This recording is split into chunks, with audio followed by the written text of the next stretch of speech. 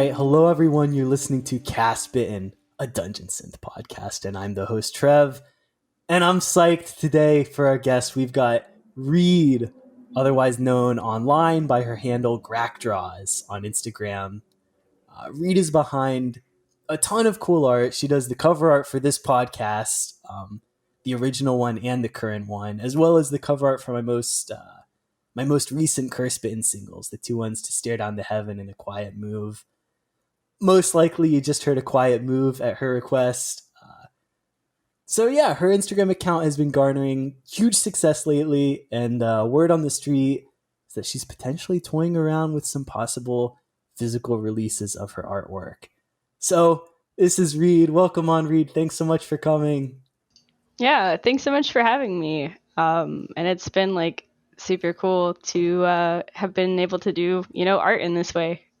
Yeah, Reed is basically the second member of Castbitten. She's been responsible for a ton of stuff lately.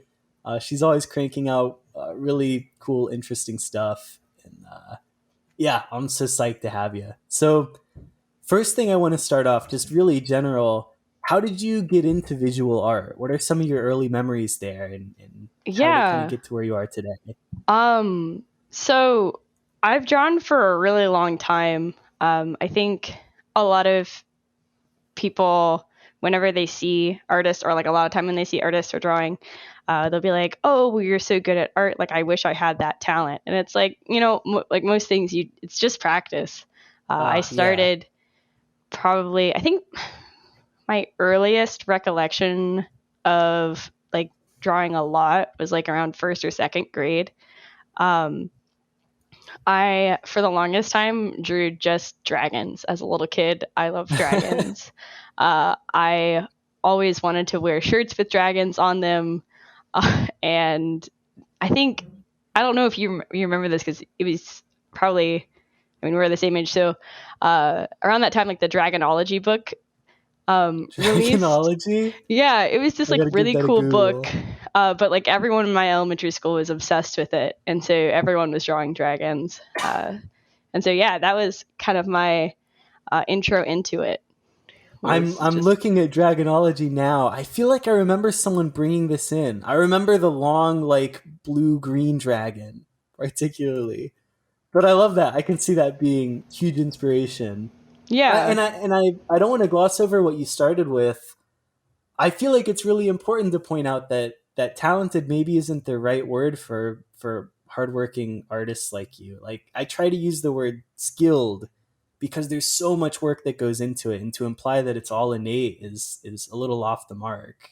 Yeah, like and it's definitely something like that you have to work at, and it changes a lot over time. Like the things that even like a couple years ago I used to draw, they're not necessarily like worse, but they are different, and like you can tell when like certain aspects of your form have improved, whether that be composition, or kind of even just technique or shading. Yeah. But I mean, sure, it's the same for music. Like I've definitely heard through like the Castbitten releases, like your new singles are like really, really good. Not that the album is fantastic, but like thank you. I know what you mean. Yeah. And if you think of that first one that I sent to the group chat, where I'm reading Ed Greenwood or something over some synths and stuff, it's come a long way, and I can see that with your art completely. It's just improving, and I know you grind out like figure studies and poses, other artistic things that I don't have the knowledge to describe. Yeah. I know that's a big part, and I know you took lessons over the summer, Mm-hmm. and I imagine that's all paying off. Yeah, definitely. The lessons, like, it was really funny. I took like an art class just at our like, it's not really an art school. It's like a place where art happens in my town. Okay. But you can like pay for classes there, and there is an instructor. But I mean, he didn't really teach us like a ton of techniques. He just kind of taught us how to practice, and it was actually really helpful. And so I took a lot away from that. I actually didn't take any art classes for a really, really long time. I refused to take art classes. I was a very stubborn little kid. That's funny. I didn't take my first art class, I think, until like late 8th grade, where it was like an optional elective. And until then, I had never used any color in my art at all. I would only use pencil. Uh, and I really didn't start using like paint and stuff until I took like a mixed media class at a summer camp when I think I was in like sophomore year of high school. And then when I was there, they had watercolors and we had to use them. And I was like, oh wow, this is actually a really cool way to color. Before that, I had only really had experience with like acrylic paints, which I hate, and colored pencils, which take a long time, and like bad like Crayola markers. That's so interesting because I feel like your ability to wrangle colors into an interesting uh, and compelling palette is such a big part of why I like your artwork. So to hear that was just not even part of the plan is so funny. Yeah, colors are really hard. I feel like it's like a very terrifying experience to color something. Like I'll get it drawn and I'll be like, okay, nice. And then I'm just like Nice. so scared to like color it and like mess it up. Um, Right. but my art teacher I had for like the last 2 years of high school was really awesome. And he said like art is all about making mistakes. And sometimes it's important to intentionally make a mistake in your art so that you have to stretch your brain to fix it. And often that makes a more compelling and interesting piece than like doing everything perfect from the get go. Oh, that's wonderful. And I feel like to musicians listening, that can absolutely apply to that as well. Yeah, it just, and I could see how it would apply to music too, because just it makes you think a little bit outside of the box, and maybe takes the piece in a direction that you weren't necessarily expecting. And that can be so neat. I think I'm not sure. I'm sure I'm not just the only one that's this way. There's a ton of different ways to do visual and like audio art, but uh, a lot of the times, like I have like a very loose idea of what I want to set out for Hmm. in a drawing, but I almost never have any idea of how I want to color it when I start. Interesting. So your I guess a lot of your works, but your recent works especially, they're oftentimes this blend of traditional and digital media. And when you Yeah, mentioned coloring now and the fear of like committing to the wrong idea, maybe some of that's like tackled differently with these. Can you just talk a little bit about that? A little bit about maybe the differences between the workflow of making traditional art versus digital art versus this traditional digital combo, what yeah. mindset you're in with the different types. So Yeah. yeah, I'm definitely way more of a traditional artist by trade. I think again it was like middle to late high school before I started using a tablet, and I originally had one of the ones that you just like draw on, and it's like an advanced mouse pad, but there's no screen, Hmm. and that one was super wonky to work with. And I was also using like a really weird version of like Photoshop Lite to do it. I think it's like Photoshop Elements or something. Um, so I used that for a long time, and I decided that I hated digital art because it was really hard. Uh, and so I kind of abandoned it for a long time. But after I finished graduate school and was working, I was like, maybe I should give it another try. And so I got like a much better tablet that has a screen on it. And I was again using that. I was then using a bootleg version of Photoshop. And it was still really hard. And I found a new program that I liked called Clip Studio, that was a lot less expensive and just kind of worked a lot better for what I needed. So I started using that. But it was still a tough transition Yeah. because, like, how a pencil feels on paper. It's really hard to translate your skills of kind of what it feels like to use a pencil on paper and like the pen pressure and all that to a tablet, because tablets are like a lot slipperier. You just kind of like slide. Slippery. Yeah, you kind of slide all I can around. see that. Yeah. But the nice thing about them is that you can like zoom in and stuff, so you can kind of do finer detail work. But I find it takes me so much more time, and so I'm not really as comfortable. I have done a couple like all digital Yeah. pieces, but I'm not as comfortable doing like finished work in that. The first Castbitten cover was all digital art, and I was I think as a result really unhappy with it after a while. So I went back and redid it. But I've gotten into like a new workflow lately of starting something in either traditional and digital, and then going to the other one, and then like I always finish in digital to like add the final touches. So I use a scanner for that. For the I like so for the most recent Castbitten cover, I had an idea of what I wanted to do, and so I started it in traditional medium. So I took out a piece of paper and I traced a square. Step one. Yeah, step one, trace a square. And then I drew out the piece, but I knew I wanted to go and add digital elements later, like the title and stuff. So I actually planned out where those would go, which I usually don't do. So I then after like it was done, I put it in. I scanned it. I always like mess around with the colors a little bit to kind of get the contrast up, because when you scan a piece, sometimes part of it kind of gets washed out. Oh, really? Something's lost there? It changes the way it looks a bit because the scanner light is really bright, I so see. it can kind of makes it really clear. But sometimes your colors get a little funny, so I usually go and adjust them Okay. in the program, and then I always add like a texture on it because I was looking through. I kind of had to do a case study of like all the Dungeon Synth covers that I'm used to seeing, and I noticed all of them are like super textured, and I liked that. So I went Yeah. and found like a bunch of texture packs to kind of overlay, and that really upped the feel of them.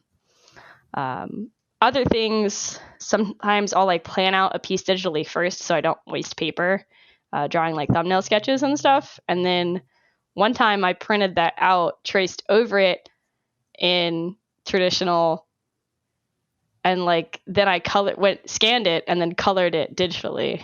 I see. So yeah, it's just like it gives you a lot of flexibility for the workflow, and especially for lately, whenever I finish a line art traditionally, I scan it. That way, in case I do botch it Right. traditionally, I can at least color it digitally. Yeah. Because the thing with traditional media is that there really is no undo. Like if I rip a paper by using too much water, there's no going back from that. That. Yup. Well, it seems like you really got a handle on using all of the tools that you can use by like blending Yeah, your digital resources with your traditional ones. yeah, Especially when you mention the different directions to go from to scan the traditional one, but then other times do digital and then go to traditional. It's interesting to hear all that. yeah. And the interesting thing, because I haven't been doing digital media as much, and I'm sure it's the same way for you with like music software. I feel like Right. every week I learn a new thing about this program that makes my life like 7 times easier, Yeah. and then I kick myself for not knowing it before. um, uh, Whether that it's like how to make good color palettes easily, or like stuff you do with layers. Yeah, there's just so much to know, and uh, bless the people who have figured it out before me, because I'm so bad at figuring it out, I feel like. Can you think of any major ways that you've been improving over the last few months with this digital media? Some stuff that you Um, do now that you're really appreciative that you've gotten a handle on it? yeah, I think not even like just with digital, but since I've been coming at my art with a purpose for it. Like usually I used to just kind of just draw when I felt like it. Hmm. But now I'm like, oh, I want this to be a cassette cover, or I want this to be for this thing. Um, I've started actually like planning out the space I'm gonna use beforehand, which I felt like has um, led to more balanced compositions because I like have a frame for it. And so it doesn't just kind of go all over the paper. And then digitally, I think learning about how to pick color palettes on a digital medium has been really helpful for me because it kind of seemed like a little bit mystical before how to do it. So But you it was build up the actually, palette and then you have yeah. it and you can work with it. Yeah. So yeah, it's been a lot better that way. And just kind of like trial and error a lot of times with kind of what looks good. Oh, also realizing all the shortcuts for doing things like drawing straight lines in Sure, digital. practical things like that. Yeah, for sure. It's interesting with doing this show, whenever I ask questions like that of in what ways you've improved, it almost always comes back to different ways to be more intentional about your work. And it sounds like Yeah. creating your workspace, allotting areas for things, and then creating a color palette in advance. It's similar there. It's I feel like becoming more intentional is an important part about growing with whatever art that you do. Yeah, absolutely. And like even just making sure I set aside intentional time for practice as well. I feel like I used to always sit down and feel like I had to make a finished piece. And I've been trying to give myself more time lately to just sit down and work and just try to get better at something. Yeah. And not necessarily feel like I have to create something at the end that I can share or be proud of, and just kind of know that there's merit in just practice. Merit in practice is really important. That's really cool to hear. I think that's something a lot of people can hear and benefit from. Yeah, just not being afraid to like mess up or make mistakes, and realizing it's Right. not like, I feel like any improvement in any art is not a linear process. Like you can make a piece that's like an absolute banger and then the next day just like sit down to work and just feel like, oh, Uh-huh. oh no, this is junk. And so like knowing that it's just like, you take steps forward and then some days you're just not going to be able to do it. And I know from hearing you talk about your work, like you've had days that are the same way, I'm sure. Yeah, absolutely. So I kind of want to dive a little more into your pieces themselves now. So Yeah. one source that I seem to notice, it seems like fantasy imagery is something that you draw from often. Yeah. In my notes, I was going to ask, has this always been the case? But you mentioned dragonology back in first grade. Maybe it has. Yeah. In a Yeah, way, how did this become a common source? What's the story there? yeah, I think fantasy has definitely been prevalent my whole life. I've always loved consuming any sort of fantasy media, be that shows or most often it's books. I've always been a really avid reader. Right. And stubbornly, I pretty much only read fantasy just because I really like to read to like escape and relax. But in like late college, I guess middle college, I got into playing D&D. So that was like a big muse for me, which was nice. Because I think, so at the beginning we said, definitely I was drawing a bunch of dragons. And so that was a big Yep. inspiration. And then in high school, I think it was like less so that. I was just drawing because I was an angsty teen. And like that Yeah, was my fair muse, enough. just being an angsty teen. And then I kind of got through college and I was a lot happier, and I actually stopped doing art for a long time because I was like, well, I don't know what to draw. But then I kind of definitely picked up that fantasy stuff as a muse. And I've always really liked like fantasy art and medieval art to look at. Yeah.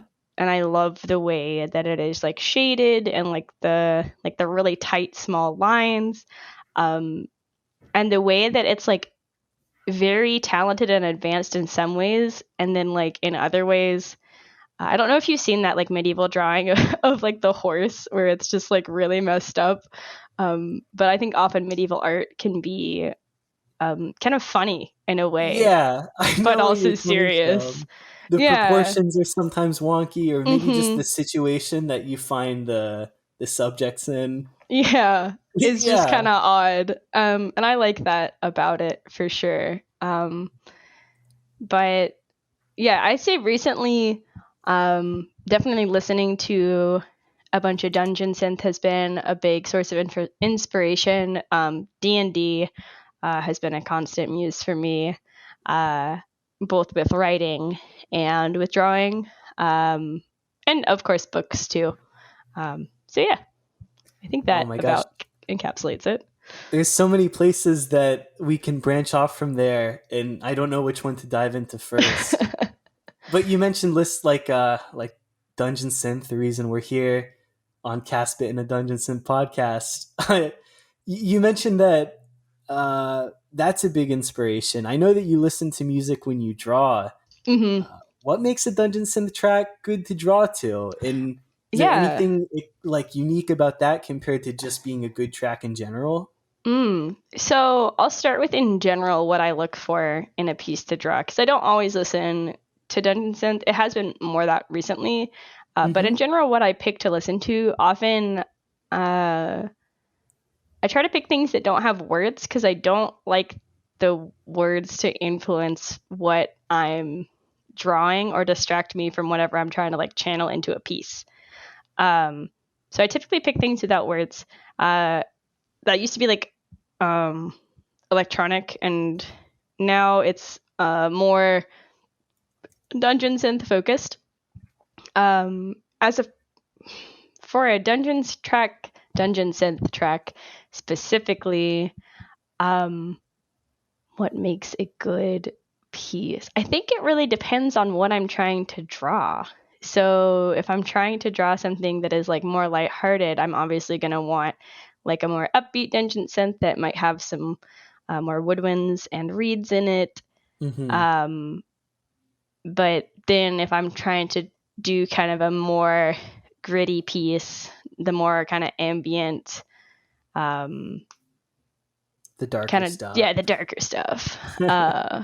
But yeah, there's like the nice thing about Dungeon Synth is there's a lot of different flavors of it. And another thing I look for in a piece to draw to is like a consistent feel across either a song or an album or a series of songs. Uh, so that I Hmm. can keep the same like kind of emotion or feeling as I'm drawing through a piece. That's really important to me. Um, and like sometimes if I can't find multiple songs that do that, I will listen to the same song on loop for like the whole time I'm doing a drawing, and at the end, feel a little like a Interesting. crazy person, and also not be able to listen to that song for like a few days. Yeah, that's a logistical thing I haven't thought of, but I would guess that most of your artwork takes more than 3 or 4 minutes to draw, and that's usually Yeah. the length of a song. So Hmm. I can see a nice coherent album would be a great opportunity Yeah. there to keep the feel. But if that's not the case, it's got to be difficult to jump from song to song if they're stylistically different. And Yeah. No, I admittedly I have listened to like a 3 or 4 minute song on loop for about 3 hours while doing a drawing before. And then at the end, I kind of like snap out of whatever trance I was in doing the art. And I'm like, I have to have quiet. right, right. And if you do something like that, or even just with an album, how strong is your association with your what you've created and with that musical work? Is it a month later, is listening to that song or album going to make you think of the piece, or is it back to its own identity? Um, I'd say, hmm, they're kind of tied to each other a little bit. Yeah, I'd say more looking at a piece will make me remember a song more than listening to a song will make me remember the piece. But absolutely. listening to music for me has always been more of a like a very visual experience. Um, I don't. I do have some music background, but not a ton, and I definitely rely more on like my visual art side. So like when I listen to something, I definitely like try to imagine like either a scenery, or like a scene, um, or even just like colors and stuff. So like Yeah. definitely listening to music for me is something that always makes me think of visuals, and that's why I think it can be really inspiring for my art. Yeah, absolutely. So stepping back a little there, Dungeon Synth is pretty niche. Can you talk about how you first got introduced into it, and then Yeah. like what it was like going down the Dungeon Synth rabbit hole deeper into the genre? Yeah. What's the story? Um I mean, like, I gotta like think for a second to think about how it originally started. I think I was looking for things to listen to while I was playing D&D, because D&D is like, for us, I mean, as you know, like Yeah. sometimes a 6 hour affair. Right, right. um, and so I was looking for stuff to listen to during it, and my fiance at the time, I had been listening to some other stuff while we were playing, and he kind of mid game sent me a link to Fief. Yep. And I listened to Fief for the first time, and I was like, oh, this is really rad. And we kept listening to it. And then I was like, I wonder if there's other stuff like this. So I Right. started searching and kind of going down a YouTube rabbit hole. And then I started to kind of like listen to it more on Bandcamp. And then I started to find stuff on Bandcamp that I liked. And then I started to follow like record labels on like That's how you Instagram Yeah, and yeah. Facebook. And I, through that, uh, started to collect it in physical. I started at first, I think, with vinyl, actually. With Thief's vinyl? Mm-hmm. And then, yeah, I think I got like their dual press of 3 and 4. And then after that, I realized a lot of the music I liked was on cassette. So I got something to play cassette with, and then I started avidly collecting Dungeon Synth cassettes. Yeah. And then since then, I followed a bunch of record labels pretty religiously. And whenever they come out with an announcement, I try to listen to at least one or two songs of all the releases when I have the time, and figure out if I want to get those cassettes. Yeah, you've totally got your finger on the pulse. I've noticed you're always first there. And it's interesting, it's crazy how often I hear that Thief is the gateway into Dungeon Synth. It's so many people that's the case. Yeah, Um I mean, I listen to the podcast, so it's been fun to hear it pop up for other yeah. people too.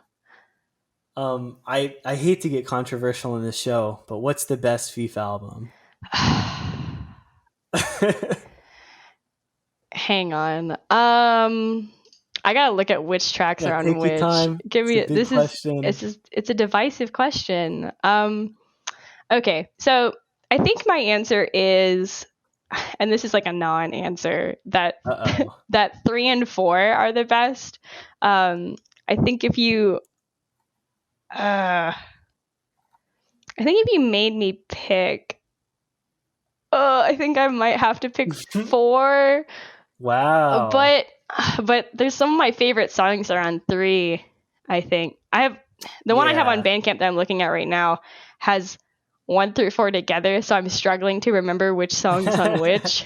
Four's got But Wayfarer's Wind, Medieval Skies. I It's got know, some big I ones. think 3, or is it 2? One of them, whichever has a good in on it. Like a good in is such a good I song. see, yeah. Uh, they're all so good, and 5 is quality too. Five's Um, great, yeah. It's all good. 1 has good stuff on it, but I think is my least favorite of them, which makes sense because it was the first. Sure, yeah. But they just all have such a nice feel to them and are very transportive. But Very much so, yeah. because it was some of the first Dungeons that I listened to, I actually haven't listened to Thief in a really long time because I I burned get myself that. out on it. Yeah. Because at first that was all I knew of the genre, and so now I have a bunch of other stuff I listen to. But definitely holds a dear place in my heart. So can we talk about that cassette collection? You mentioned that Yeah. that's been the big one you've Hmm. been beefing up. Yeah. We got into how it started. What I'd say, let's tackle what are some of the recent additions, what are the absolute highlights, and Hmm. then what do you think you just play the most on average? Just, things like Uh, that. yeah. Most recently, I think I got a couple. I still have a couple things that are coming in. Um, Fable Glade had like a recent release, and Right. I have to look at what I got. Um, the Sprites of the Wood cassette, I got. Admittedly, I haven't listened to the whole thing yet, but I usually wait till I get an album in on cassette and then just sit there on my couch and listen to it. Um, for stuff like that. Yeah. Um, what else? Uh, Other recent additions. Gosh, I'm like struggling to remember. I like know I have them all out there. But I for most played, I'd say is E-Rang's Another World, Another Time. Oh, excellent. Because it's just such a good album. And so many good tracks on it. And then First Flame of Lordran is also on pretty heavy rotation. Oh, I excellent. would That's say. Bellkeeper. I like kind of the kind of darker, grittier vibe of it. Yeah. Um, it really depends on like what vibe I want for the day. But yeah, like I've got quite a few out there. I think some of my first ones were like the Hole Dwellers 1 and 2. Yeah. Um, but it's gotten bigger. I was really happy that I was actually able to get a cassette of In the Kingdom of Fog because it's just such a nice Oh, split. yeah. Uh, Yeah.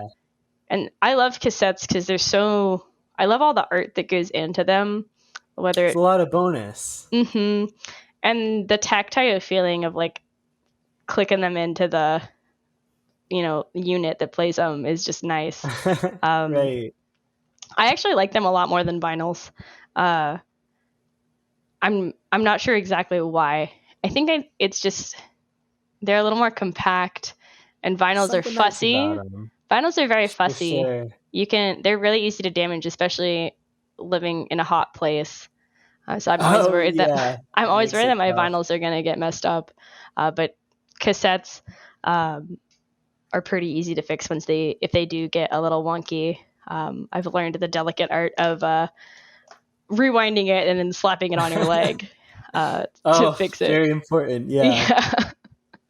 Yeah, and something about Dungeon Synth that works really well with Yeah. any imperfections that come out on cassette, they just add to the It's just feel nice. that they Yeah. And I make. love the kind of quiet whir in the background. It adds to it because Dungeon Synth is really ambient um, a lot of the time. And it kind of adds to that Yeah. feel of it. It's nice. I know I can say the cassette of yours that I'm the most envious of. It's got to be Bogs and Frogs. Oh, it's purple. It's great. I love It looks it. so nice. It's so cool. I would put that one on, especially now that we're getting closer to Halloween. It's such a like, if you haven't Oh, listened to it yeah. and you're a listener, you should definitely go listen to it. Along with the, I wish there was a cassette of their other release, the LP, not the LP. It's like a shorter release. What are those called? It's EP? got, yeah, it's got like uh, three songs on it. But it's called To Venture Beyond. Um, Would the artist recommend. name I'm not sure how to pronounce. They're from Luxembourg, and it's the word for mushroom, but it's like muca prabelli or something. I didn't know that's what it meant. Yeah, which the cover of the Bogs and Frogs is a creature on a mushroom. So it's fitting. Adds up. It Yup. adds up. um, I love how relevant mushrooms are in the Dungeon Synth scene. isn't it It's though? It's so yeah, great. it's so fun. But yeah, the first track on the EP is called Layer, and it's really good. And if you haven't heard it, you should listen. Okay, I haven't heard it. I guess I should listen. outside of the cassettes, what about underrated dungeon synth? Either artists or Mm. albums or even songs. Is there anything kind of in that realm that means a lot to you, but you don't think it gets quite enough attention? Anything you want Y- to shout out? yeah. Whatever's on your mind. I I really like one of my favorite cassettes that I have. I picked up from Dungeons Deep. It's by Realms in Exile. I think it's Hymring, but it is very ambient. Um, but it's got a lot of. It's like a darker track for sure. Um, very ominous, but really solid. The tracks are all like kind of long. I think each song is about like 6 or 7 minutes. So it's a Okay. bit longer than the stuff I usually listen to, but really solid album. And I kind of picked it up Maybe on a for whim. drawing to longer tracks Yeah, like that work great. yeah, and it's just really nice. And then I mean, Bogs and Frogs was another one, but we covered that. And then let's see. I've listening to lately on heavy rotation has been Nimway's Gift. I know you had Ella Valon as a Of guest course. Yup. recently. What a banger of an album! What a banger. So Top good, tier. Yup. top tier. Um, I think a lot of the other stuff I listen to, I'm like kind of scrolling through my library here. I think most people do know a good bit about, um, or at least I think they do. um, It's hard to tell sometimes. yeah, I with kind of just with go such a small by. scene. I always want to know how like popular it is. I like usually look at Yeah. how many other collections it's in, like on Bandcamp. Oh, one other one. I think it's Heidelberg at Night or Hegelberg. I'm not sure the pronunciation by ASCII. Is really good. Oh yeah. It's a little bit different for Dungeon Synth. I think it most reminds me of. I don't want to say like Skyrim music, but also it kind of is. But it's a little more nuanced than that. Okay. And yeah, it's nice. It's a really atmospheric, kind of calming album that's nice. I have that one on cassette too. It's nice. Okay. So to kind of wrangle things and get a little back more into artwork for you, I think we covered a ton of your, I guess, non-visual art influences. What about your influences of visual art and artists? Is there anything Mm. going on there that you'd like to throw out? Oh, yeah. Um that's an interesting question. I feel like I have so many different places to pull from there. Hmm. I tackled a lot of it when I was in high school. Part of my senior year art class and junior year art class projects were to like write about places of inspiration. So I would have to like go to museums and like write down stuff or like write really long articles and do uh, research on stuff and talk about influences. Um, I've always really liked the like woodblock prints of like medieval stuff, but also of like the old Japanese masters. I've Oh yeah. I don't do printing myself because it is so involved, and just kudos to anyone who does it. It's nuts to me, but I Right. love the level of detail you can get with it, and they're often just so dynamic. So I love that. Um, I was fortunate like growing up to get to go to a lot of different museums, uh, and so I've seen a lot of art in person, and I'm just always amazed with all the things that can be accomplished with it. And I think nowadays I also follow a lot of other artists on like Instagram or Tumblr and stuff. And so I'm kind of like always just kind of curating a bunch of different stuff to look at. But I'd say main influences are definitely like kind of woodblock styles um, of that sort. And I then when I'm see. going for Yeah. like a cassette thing, I definitely do try to look at what cassette covers I've really liked in the past, and I try to like study what it is about them that I find compelling Yeah. when I sit down to do a piece. And I see, kind of looking back through your Instagram page again. That's Grackdraws for all the fans out there if they're not familiar. Uh, Animals, nature in general, but animals in particular pop up all the time. Can you talk a little bit about that? Is that intentional? Is that something that just comes to Um, mind? I guess I really like animals. I think they're. I guess I've had a lot more practice with them. So, because that helps. I I can was see really that. afraid to draw people for a long time because drawing people's scary and hard. um, but I've always really loved animals in drawing. I'm an avid birder. So Right. I really like to draw birds. I also really like all of like Audubon's work. Like his drawings are definitely a big inspiration, especially with Hmm. how he incorporates like both like flora and fauna into his drawings a lot of the time. Um, and so that kind of stuff is really interesting to me. Um, but I mean, there's a lot of symbolism to animals too, and like flowers as well, which I often like prominently will feature I in see. pieces.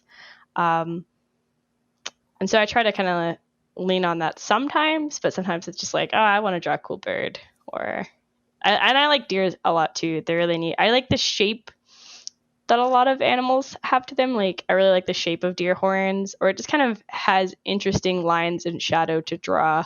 I used to draw a lot of like skulls and bones because they have really intense like light and shadow in them. That's fun to draw. Oh, Uh, interesting. so sometimes Yeah, that will when you influence mention it. it, that totally makes sense, but I wouldn't have noted that on my own. Yeah. So usually things that are really dynamic like that are a fun draw because it's very easy to tell or easier to tell where the shadow should go, and so it's good practice. I Um, see. but yeah, also just yeah, um, I like looking at animals and learning about them, so they end up in my art a lot. For sure, yeah. And so with your art, in general, you've been getting a lot of praise for your Dungeon Synth artwork, and I imagine for the listeners here, a lot of them may recognize you from that. Like I said, from the logo for this podcast, even. But what are some other places that you can see your skills going? And I kind of know the answer here, but I want to hear you talk about it. Is there anything Uh, like posters, stickers, maybe band logos? yeah, What's going on there? um, I I am gonna make some stickers of my work just because a couple people have requested it. I I usually The fans are clamoring for stickers. You're underselling it. I don't It's know such about good that. artwork. People want to have it on their everything, their car, their bottle, their computer, guitar Thank you. case. But yes, I'm looking into that. I have some proofs that are supposed to come in next week. So I'll post about that probably on my Instagram when they come in. Hopefully they're not awful.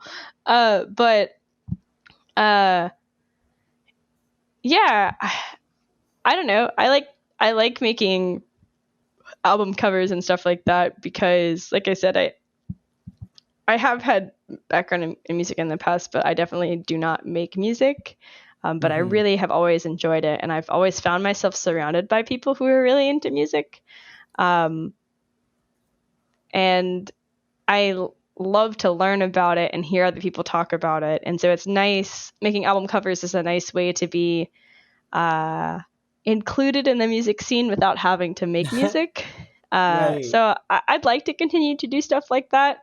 As far as logos go, kudos to the people who make logos because to me it's a whole nother set of skills. They're like so clean and sharp and intentional, um, and I feel like that's really hard to do.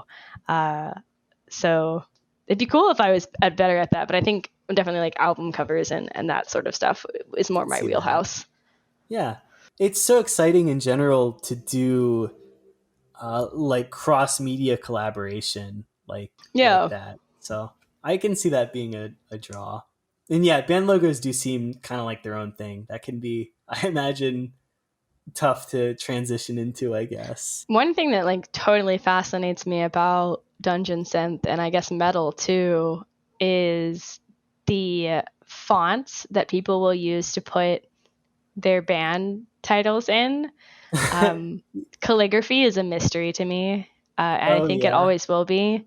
Um, it feels like a whole different set of skills than drawing. But I always wonder how yeah. people get their like band name made in a nice. Especially just the ability to just barely look like the name of the band. Yeah, It's baffling to me. That has to be yeah, its own artistic skill set. yeah. It's crazy. The people who make fonts and the people who do calligraphy, like, wow, I can't imagine Yeah. what your brain has to be able to do that. It's so cool to me though.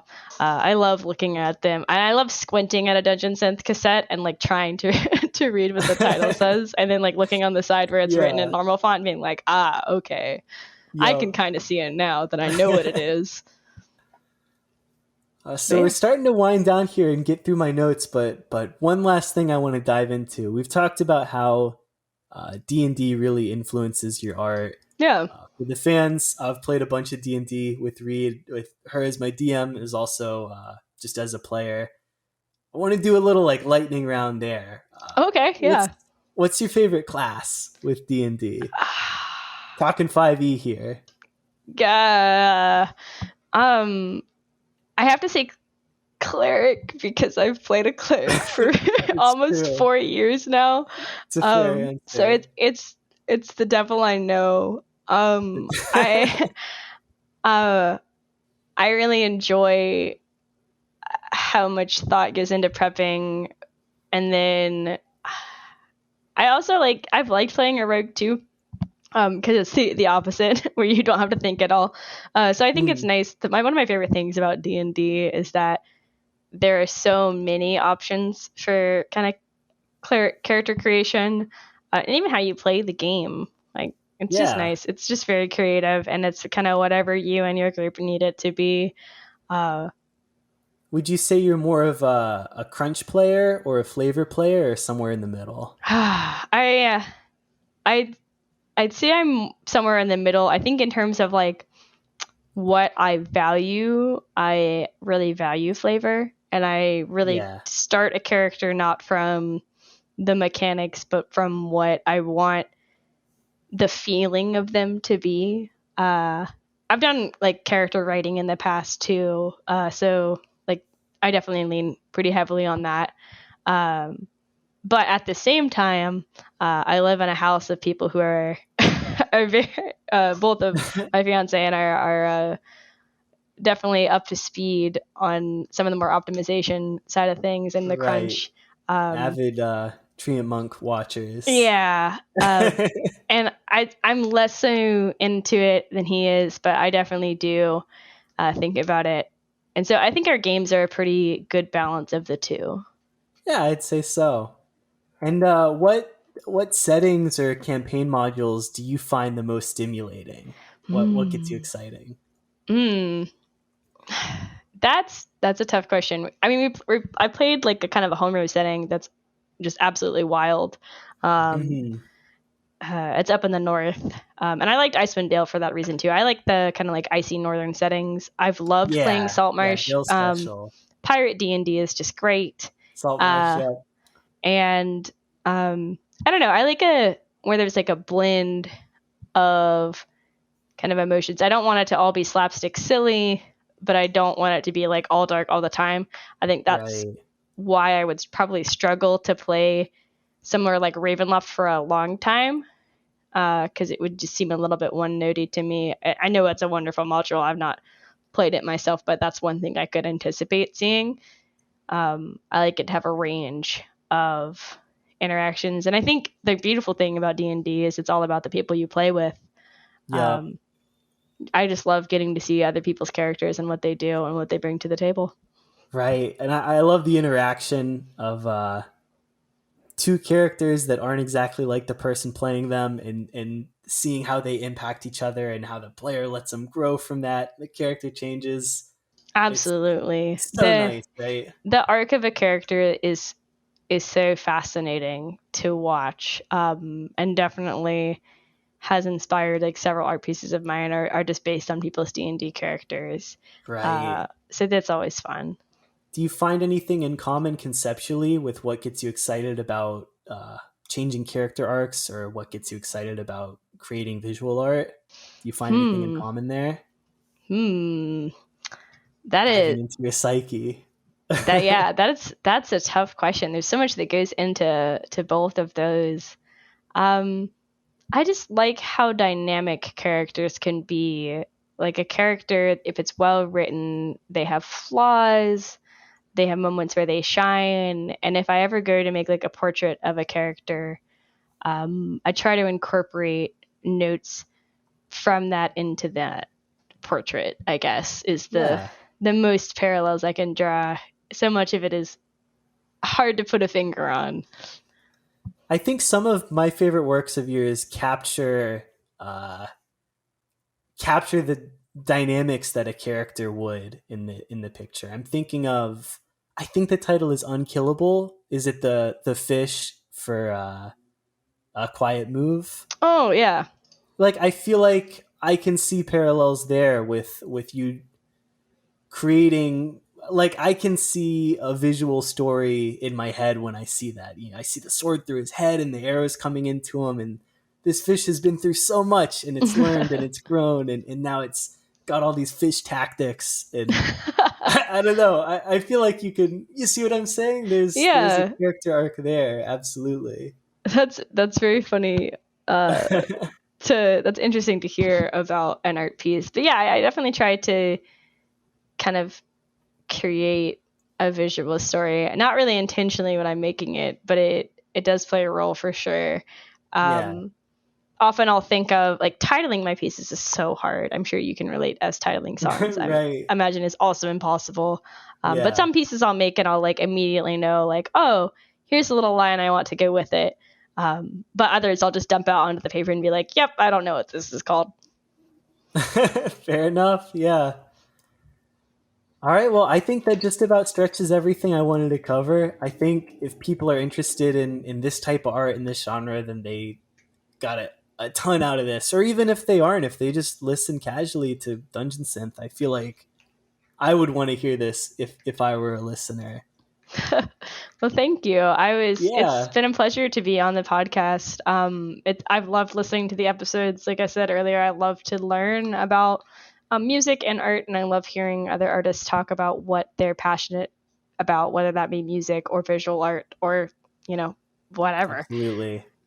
So yeah, thanks for having me. Yeah. Where can people find your stuff? And what do you want to say if there's anything up next to get people excited about? Oh, Let's go I crazy mean, with the plugs.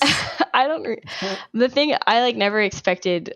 Like my art has always for me been something like very personal. So like plugging my art feels weird, but uh, Grackdraws is kind of where I post, especially all of my kind of more dungeon synth-y type stuff. Yeah, and that's all one word. Grack, like Grack, and Yep. draws, just Mm-hmm. Grackdraws. Grackdraws. And yeah, I mean, the most exciting thing I have lined up is the stickers. And then I'd like to, I've been experimenting with a new pen lately with some really fine black line work. So maybe look forward to some like all just black and white pieces in the future with that. Nice. Yeah, I got the sneak peek at one of them, and it's unreal. It's so cool. So thanks. All right. Well, yeah. Thank you so much for coming on and talking. People are gonna love it. It was really fun. Yeah, absolutely. Thanks, Trev. All right. Take care to the You fans. too. Thanks for listening. Love you guys. Bye. Get out of here. Bye.